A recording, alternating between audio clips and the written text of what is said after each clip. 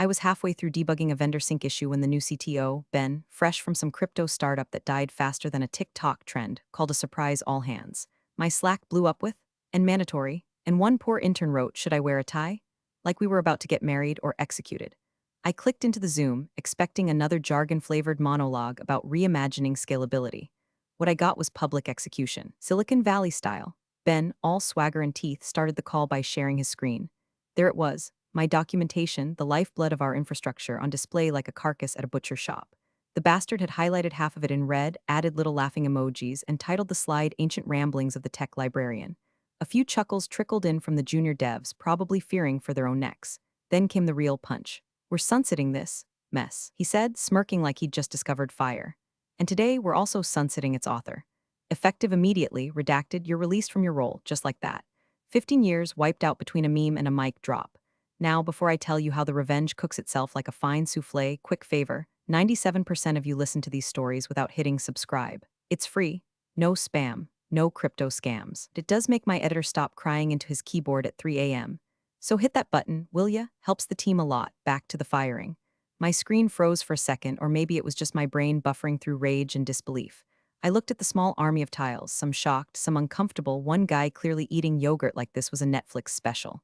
My mouth went dry, not from fear. From fury, coiled and calculating. But I didn't cry. I didn't argue. I didn't even blink hard enough to show I was breathing. I leaned forward into my camera, nodded once, and said, "Thank you for your clarity." Then I clicked leave meeting. I walked out of that room with nothing but my coffee mug and a folder. A single manila folder, no dramatic box of belongings, no slow-motion hallway montage. Just that folder, worn at the edges like the rest of me.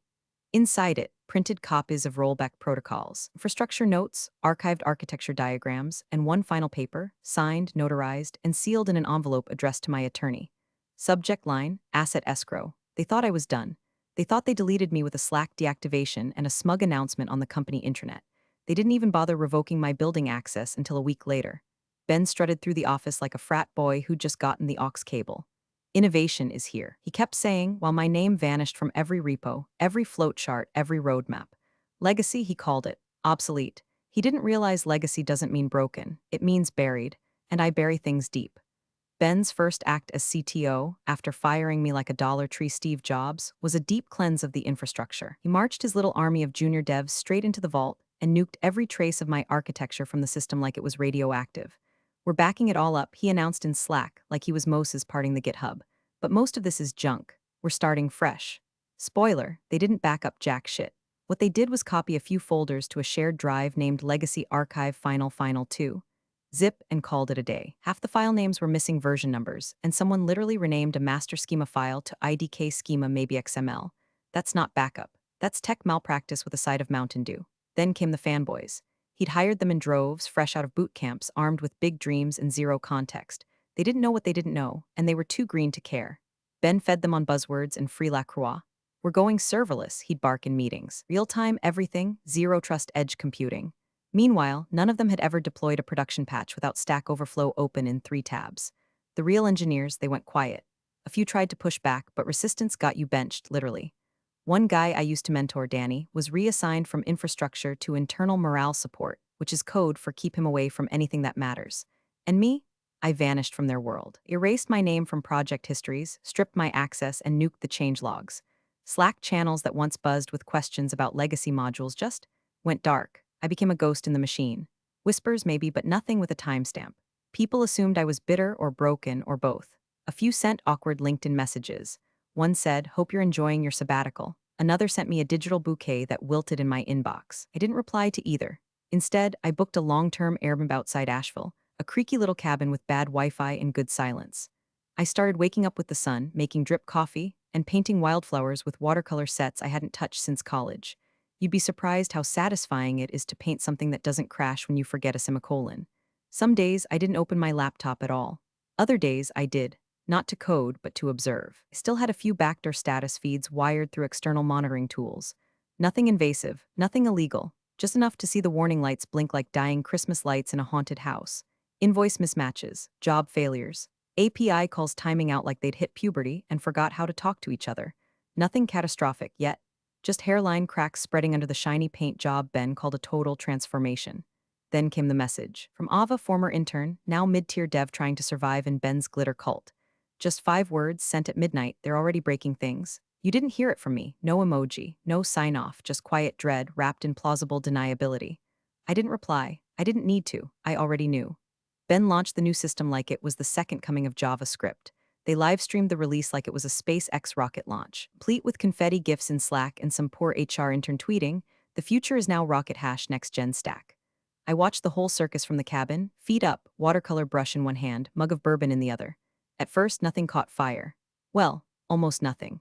The first week, client invoices came back mismatched, wrong currencies, duplicated line items. One poor bastard got billed for 7,200 hours in a 30-day window. That's enough time to watch every episode of Law and Order twice and still have time to build a shed. Support tickets stacked up like Jenga blocks. Ben posted a company-wide memo. These are artifacts of legacy data rot. Cleanups in progress. Translation: the ghosts of the old system are haunting us, but don't worry, Daddy's got this. Week 2, the integration layer with Stripe broke during batch settlements. Refunds froze. Payment confirmations looped back into an infinite API handshake like two drunk robots saying goodbye. Finance had to manually process 1,400 transactions with a spreadsheet and a prayer. Still, Ben kept the Kool-Aid flowing. We're in transition mode, hiccups are expected. Besides, we've improved processing speeds by 17%. He failed to mention that processing now meant skipping validations altogether. By week 3, HR portal stopped syncing with the time tracking system. Contractors didn't get paid. One guy from Poland rage quit and posted a GitHub repo titled How Not to Migrate a Platform, a Case Study. Every single bug had a familiar fingerprint, mine, or rather, the absence of mine. Because each glitch mapped perfectly to one of the safeguards I'd built into the original system: data normalization scripts, retry logic for vendor APIs, version match dependencies for third-party libraries, encryption key rotations. Gone, stripped out in the name of leaner architecture. They didn't refactor, they amputated, and Ben? He brushed it all off with phrases like legacy residue and non-critical anomalies. He kept showing graphs of uptime while ignoring the screaming beneath. He was basically rearranging deck chairs on a Titanic made of JavaScript frameworks. I didn't gloat, not yet. I did, however, open my encrypted cloud folder. Created a new doc, rollback, v1.2. Added a changelog, signed the digital cert, cross-verified the hash with my attorney and labeled it signed and witnessed. It wasn't revenge, not yet, it was insurance. Because when you know the building's going to burn, you don't light the match. You just quietly collect the fire extinguisher, mark the exits, and wait for the screaming. It was a Tuesday when the email hit. Subject line: urgent, nonconformance notification, sent by CertLogic, our main compliance partner. I wasn't on the distro list anymore, obviously. But Ava was, and bless her overly caffeinated, underpaid soul, she forwarded me a screenshot. The message was polite in that legalese way that's somehow more terrifying than a lawsuit. In short, the new system no longer met contractual compliance for data residency, audit trails, and encryption scope. 3 flags: red, flashing, possibly criminal. CertLogic doesn't send warnings, they send ultimatums in serif font. Ben's response: a Slack post in the Hash Info Updates channel at 1:42 a.m. that read, hotfix for CL concern deployed, 0 downtime. PLZ monitor logs. FlexRocket no change ticket. No rollback plan, not even a test cycle. What he'd actually done, according to the snippet Ava leaked me, was patch in a Frankenstein module from a Git repo that hadn't seen a commit since 2019. The comments were in Portuguese. He didn't even know what half the functions did. Within 48 hours, peak hour load times went from 1.3 seconds to go microwave a burrito, and maybe it'll load before the cheese hardens. Sessions dropped. Clients started calling, then screaming, then threatening to walk. Support tickets poured in faster than his team could slap labels on them. Timeout error client tier 1. Missing data from report. Can't log in again. They started assigning bugs by zodiac sign because triage made less sense than astrology. Internally, engineers begged him to pause updates. QA escalated to legal. Product asked for a freeze. Ben held another Zoom and pulled the same old magic trick, buzzword soup. We're building resiliency through agile micro-pivoting. Latency anomalies are expected in dynamic scaling models. This is a necessary phase of quantum refactorization. Meanwhile, 3 of our top 10 enterprise clients had reduced usage to maintenance only. One even locked us out of their API sandbox. That's code for we're leaving. We just haven't found your replacement yet. I sat on my porch, watching a hummingbird slap its wings at impossible speed while Ben's house of cards wobbled in the wind. The company was bleeding trust, bleeding uptime, and bleeding credibility quietly but fatally. And then came the board email. Another screenshot from Ava, bless her digital espionage. It was from the chair to Ben, CCing the CEO. We've received alarming preliminary metrics from external partners. Please prepare full infrastructure transparency for Q3 investor call. Independent audit will commence next week. Translation, get your shit together or we will. Ben posted nothing in Slack for 36 hours after that. The digital air felt, still, like the silence before a thunderstorm when the static makes your neck hairs do a little dance. He didn't know it yet, not fully, but the Reaper had entered the building. She was wearing watercolor-stained pajama pants. I was rinsing out my coffee mug, one of those old chipped ones from a company holiday party in 2011 that said Stack overflowed but I survived, when my phone buzzed with a voicemail. No name, just a number I hadn't seen in months. I let it go to audio graveyard. A minute later, transcription lit up on screen. Hey, it's Rick. Just call me back, okay? This is bigger than you think. They're about to do something really stupid. Rick, my old team lead, the only one who actually read the documentation before deleting it, a decent guy with bad posture and a drawer full of hot sauces. We hadn't spoken since the firing. He probably thought I hated him. Truth was, I didn't think of him much at all. I stood there for a full minute, holding the mug like it might explain the world to me if I stared hard enough. I didn't call back. Instead, I forwarded the message to my lawyer with the subject line, Relevant Communication Phase 2. He replied 5 minutes later, received, proceeding with silent watch. Encryption protocols holding? Yes, I typed, will update blueprint today. Because yeah, Rick was right, it was bigger. And it was about to get stupider. See, while the board geared up for its quarterly investor call, Ben decided to throw a preemptive Hail Mary. A demo, not for the public, for the board. Internal confidence booster, as he called it, though rumor was he pitched it more like a text talk meets product revival tour. The problem? The system wasn't stable enough to run the demo. The bigger problem? He faked it anyway. He spliced together a Frankenstein's monster of partial data, demo users, simulated activity logs, mocked API endpoints, and hand-fed analytics. He demoed a dashboard that had no connection to the actual system and declared 95% of issues resolved. Platform is now compliant and future-ready. And the board? Most of them bought it. They saw charts, they saw graphs, they saw the pretty UI and thought, maybe things aren't as bad as they sound. But Rick knew. Ava knew. Hell, even the guy who refilled the vending machines probably knew. You can paint a turd gold, but it still smells like regret. And me? I watched from the porch. Laptop open, sweatpants on. Tab with the fake demo livestream muted while I scrolled logs from public endpoints still leaking timestamp mismatches and dead tokens. All while the real-time platform wheezed like a 90s dial-up modem. I should have been angry, but I wasn't, not exactly. I was torn. 15 years of my work were unraveling. Not just code, but intent. The quiet, stubborn decisions I'd made at 2 a.m. to prevent things like this. The systems I'd built not for glory, but for resilience. And here they were gutted, mocked, bastardized into a slideshow. A small part of me wanted to jump back in, fix it, save the day like the ghost of IT past. The rest of me? It wanted to watch Ben flail in real time. But just in case the first part won out, or the board finally opened their eyes, I took one last step. I opened the version-controlled archive on my secure drive, pulled up the infrastructure blueprint, old system architecture, data pathways, compliance modules, encrypted dependencies. It was my magnum opus, boring as hell to anyone but me and, unfortunately, anyone who ever wanted to resurrect the platform without detonating it. I updated the version, finalized the encryption keys, added a legal checksum, sealed it under attorney-client lock. If they wanted salvation, it was now a line item under legal retrieval procedures. And if they didn't, well, I had watercolors to finish. October 14th, 9:02 a.m. EST. The day started like any other, black coffee, porch dew, and the distant sound of a woodpecker committing murder on an oak tree. I was painting a sunflower. Thought I might try shading today, then my phone lit up like a Christmas tree hooked to a car battery.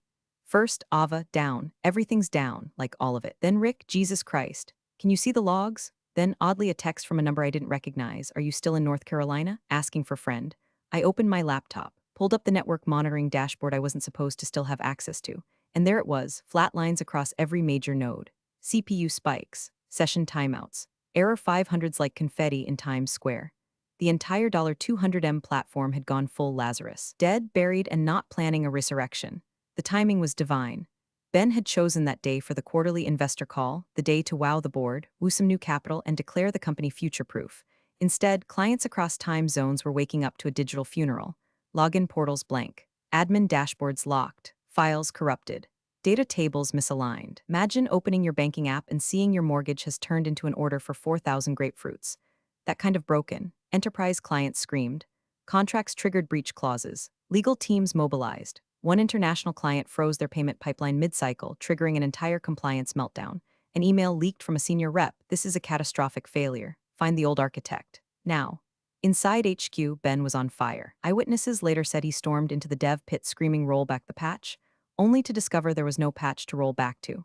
His emergency update, cobbled together from Reddit threads and a half-baked plugin, failed instantly. The system rejected it, missing dependencies, invalid tokens, obsolete call functions. It was like trying to fix a Ferrari with duct tape and chewing gum. He ran to the infrastructure archive, typed in his credentials. Access denied. He tried again, denied. He messaged IT, "Why the hell can't I get into the legacy archive?" They replied, "That system required secondary keys. Auth expired when redacted was terminated." He turned pale. He asked who had the keys. They told him she never transferred them. "You said you didn't need the librarian's notes." "Remember?" Ben stared at his monitor like it might apologize if he blinked hard enough. One junior dev later said he saw the CTO unplug his keyboard, then plug it back in like that would somehow restore 2 years of undocumented rollback infrastructure. Meanwhile, clients were fleeing. The investor Zoom started late, 17 minutes to be exact. The board waited in cold silence while Ben scrambled in a side room, trying to write a recovery plan on a whiteboard that looked more like a ransom note than a roadmap. Somewhere in the background, automated voice on his laptop repeated, "Dependency not found, dependency not found, dependency not found." And outside of it all in a quiet mountain cabin, the architect of everything he broke was sipping tea and watching sunflowers dry in the breeze. Not with joy, not with vengeance, with stillness. The kind that comes right before a man learns what regret actually tastes like. The board Zoom started like a funeral where no one agreed on who died. 10 faces in muted rectangles. Executives, shareholders, and institutional vultures leaning forward with investor scowls. Most wore the expression of people who just realized their yacht payments might be delayed. The CTO, poor, disheveled Ben, looked like he'd aged 20 years overnight. Tie loose, collar damp, eyes darting like a cornered animal who just learned the trap was made of contracts. The CEO sat dead center, hands folded like he was physically restraining the urge to leap through the screen and throttle someone. He didn't speak. He didn't need to. His silence was a sledgehammer. "Let's begin," said the board chair, voice as dry as a Nevada sidewalk. "We are now 37 minutes past the scheduled start. Your update, Mr. Temple?" Ben cleared his throat, fiddled with his mic, and finally admitted it. We experienced a critical outage across all client-facing systems. Certain integration dependencies were not preserved during the architecture migration, and legacy rollback mechanisms, English, someone barked. Likely the representative from the hedge fund. Ben sighed. "We can't restore the platform without the rollback documentation. The full blueprint was never transferred over." Pause. "You mean," the chair said slowly, "you fired the only person who could perform the recovery and didn't get her instructions?" Ben opened his mouth, closed it, then mumbled, "She didn't hand those over when we transitioned." "Because you fired her in a public Zoom after mocking her documentation?" Another board member asked, tone like they were narrating a slow-motion car crash. Ben looked like he was about to cry. I assumed it was backed up, you assumed." The board chair pinched the bridge of his nose, then looked directly into the camera. "Then call her." A silence fell. The kind that makes glass feel heavy in your hand. From my cabin, I watched the whole thing unfold. Same laptop, same porch, same mug of tea steeped so strong it could qualify as a war crime. I didn't gloat. I didn't cheer. I didn't even smile. Just sat there, bare feet on the railing, letting the wind stir the curtains while the men who called me irrelevant realized I'd been the spine of their Frankenstein. Ben finally broke the silence. I don't know how to reach her anymore," he said. The chair didn't even blink. "Then I suggest you figure it out, fast, or start drafting your resignation letter." At that exact moment, 11:28 a.m., a scheduled email triggered. It wasn't from me, it was from my attorney. Subject: Engagement Terms Emergency Services Inquiry Inside. A PDF, password protected. A single sentence in the body, per pre-scheduled client authorization, "You may now reply." Because I knew this moment would come. I didn't have to lift a finger. Just sip my tea and wait for their pride to finish collapsing under its own weight.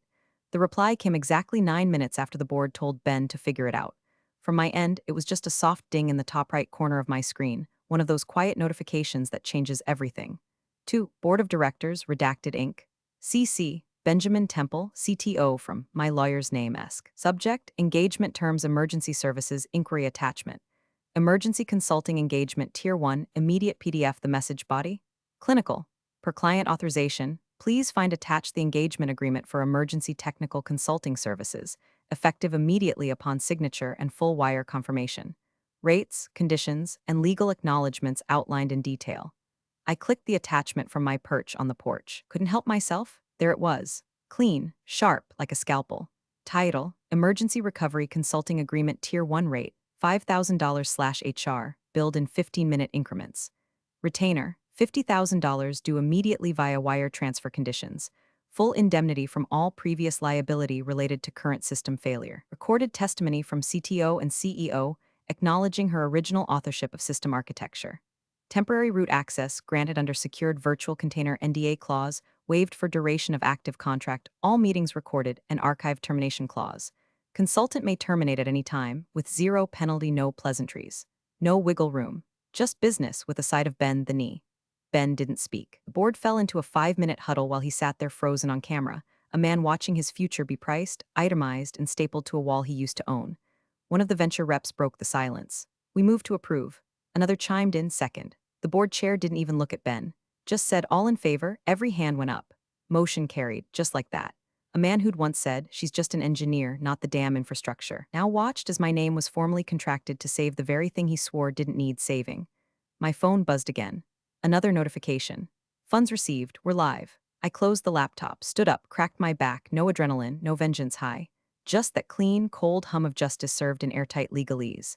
I poured another cup of tea, the wind brushing past like it too approved of the rate. I joined the Zoom at precisely 1:00 p.m. on the dot, because if you're charging $5,000 an hour, you don't show up early like a desperate ex. Camera on, mic hot, hair tied back, no filters.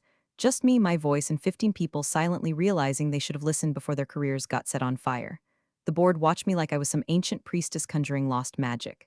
Ben looked gray, not pale gray, like printer paper dipped in regret. His tie was gone. His shirt collar wilted. His forehead glistened like a glazed donut under interrogation lights. The man hadn't slept. Good. I opened with a smile as sweet as poison. All right, folks, let's walk through how not to destroy your own infrastructure. The first 5 minutes were silent. No interruptions, no jokes. I moved through my protocol step by step, starting with identifying the corrupted microservices, confirming the orphan containers, reestablishing the shadow backups I told them not to delete, and initiating the rollback command from a secured virtual machine spun up using my encrypted keychain. Kindergarten stuff, really. Now this next part might seem counterintuitive, I said, sharing my screen. But that's because you ripped out half the authentication layer in favor of whatever half-baked Firebase clone Ben was playing with. A few board members chuckled. One actually muted to laugh. Ben said nothing. We patched the first tier of core services by 1:43 p.m. By 2:10, over 60% of client portals were back online. At 2:24, our largest European account sent a single-word email, restored.